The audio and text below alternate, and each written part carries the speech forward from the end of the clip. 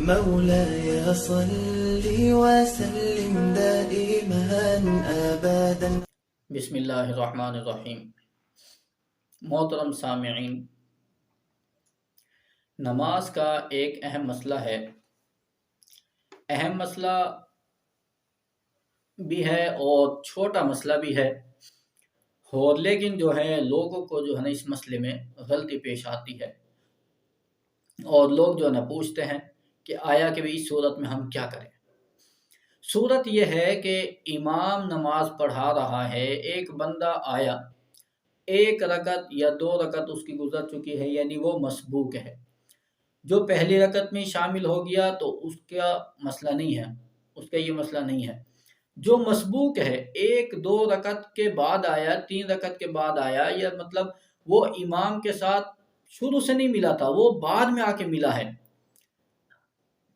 اب جب امام آخری رکعت میں آخری قعدہ میں بیٹھے گا، امام تشہد میں بیٹھا ہے آخری میں، اب امام نے تشہد پڑھنا ہے، درود شریف پڑھنا ہے اور دعا پڑھنی ہے۔ اب یہ مقتدی جو امام کے ساتھ بیٹھا ہے اور یہ مسبوق ہے، اب اس کے ایک رکعت یا دو رکعت تین رکعت اس کی ابھی رہتی ہیں اور وہ اس نے ابھی پڑھنی ہے۔ امام جب سلام پھیرے گا تو یہ کھڑا ہو کے اپنی نماز پوری کرے گا۔ تو یہ بندہ اس کے بارے میں جو ہے نا یہ ابھی لوگ پریشان ہوتے ہیں کہ اب یہ امام کے ساتھ جو بیٹھا ہے، یہ آیت تشہد پڑھ کے درود شریف اور دعا پڑھے یا نہ پڑھے، کیا کریں؟ تو اس بارے میں جو ہے نا وہ کافی پریشانی ہوتی ہے، اور کافی جو ہے نا لوگ جو ہے نا ٹینشن کا شکار ہو جاتے ہیں کہ یار کہاں تک پڑھنی ہے، اور درود شریف پڑھنا ہے یا نہیں پڑھنا، اور اگر نہیں پڑھنا تو جو پڑھ لے تو اس کے بارے میں کیا حکم ہے، اس کی نماز ہوگی یا نہیں ہوگی، تو کیا کیا جائے؟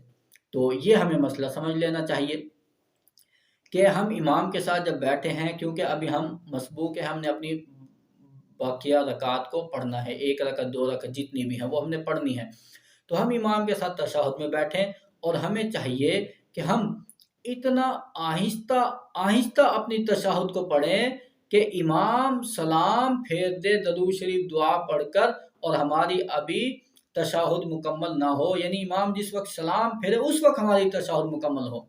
التحیات ہم پڑھیں تو التحیات اتنا آہستہ آہستہ پڑھیں کہ امام کے سلام تک ہم التحیات ہی پڑھتے رہے ہیں۔ اور اگر ہماری التحیات ختم ہو گئی تو پھر ہم دوبارہ سے التحیات شروع کر دیں۔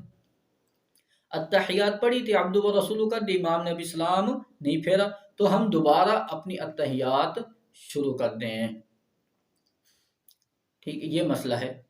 اور یہ ہے کہ بھی یا تو آہستہ پڑھیں یا دوبارہ شروع کر دیں۔ اب اگر کوئی بندہ درود شریف پڑھ لیتا ہے تو آیا اس کی نماز ہوئی یا نہیں ہوئی، سجدہ سہو واجب ہے یا نہیں ہے؟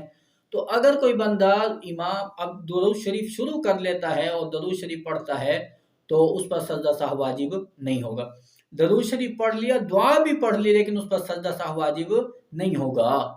وہ اگر پڑھ لیتا ہے، پڑھنی نہیں چاہیے، جیسے پیچھے طریقہ بتایا، یا تو یعنی آہستہ پڑھے یا پھر بار بار التحیات پڑھ لے، درود شریف نہ پڑھے، لیکن اگر درود شریف پڑھ لیا، دعا پڑھ لی، تو اس پر سجدہ سہو واجب نہیں ہوگا۔ تو اس مسئلے کو ہمیں یاد رکھنا چاہیے۔ اللہ رب العزت ہمیں یاد رکھنے کی اور عمل کرنے کی توفیق عطا فرمائے۔ مولاي صل وسلم دائما ابدا.